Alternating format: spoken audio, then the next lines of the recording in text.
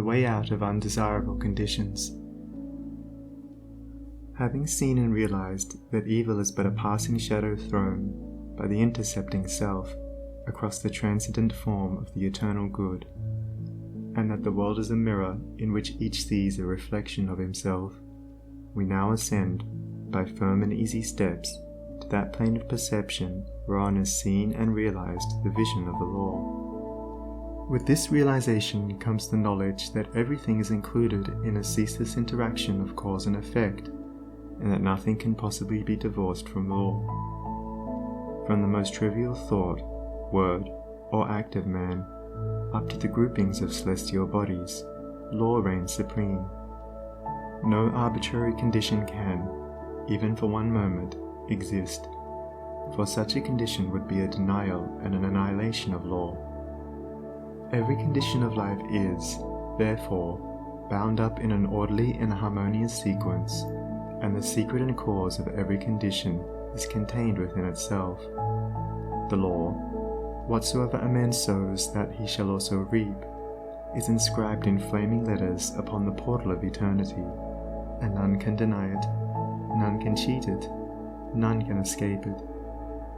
He who puts his hand in the fire must suffer the burning until such a time as it has worked itself out, and neither curses nor prayers can avail to alter it.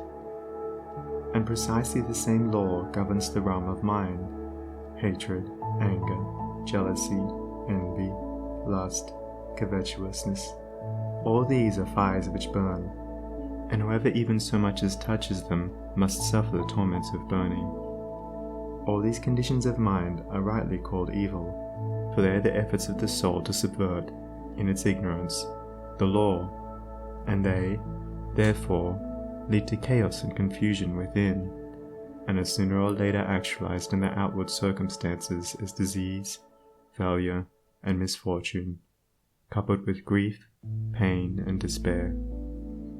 Whereas love, gentleness, goodwill, purity, are cooling airs which breathe peace upon the soul that woes them, and, being in harmony with the eternal law, they become actualized in the form of health, peaceful surroundings, and undeviating success and good fortune.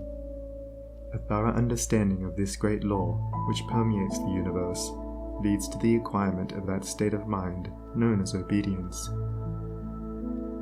To know that justice, harmony, and love are supreme in the universe is likewise to know that all adverse and painful conditions are the result of our own disobedience to that law. Such knowledge leads to strength and power, and it is upon such knowledge alone that a true life and an enduring success and happiness can be built. To be patient under all circumstances, and to accept all conditions as necessary factors in your training, is to rise superior to all painful conditions, and to overcome them with an overcoming which is sure, and which leaves no fear of their return, for by the power of obedience to law they are utterly slain. Such an obedient one is working in harmony with the law, has in fact identified himself with the law, and whatsoever he conquers forever. Whatsoever he builds can never be destroyed.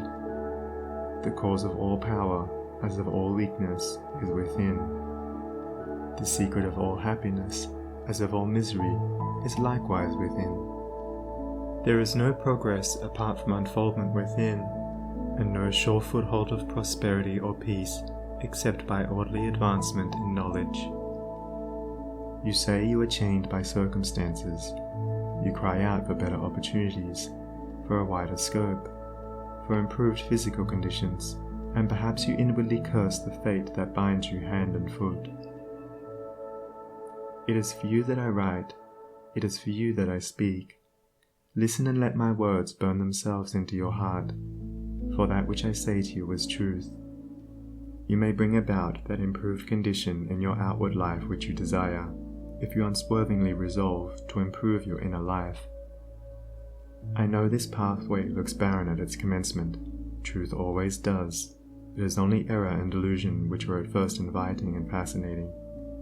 But if you undertake to walk it, if you perseveringly discipline your mind, eradicating your weaknesses, and allowing your soul forces, and spiritual powers to unfold themselves, you will be astonished at the magical changes which will be brought about in your outward life.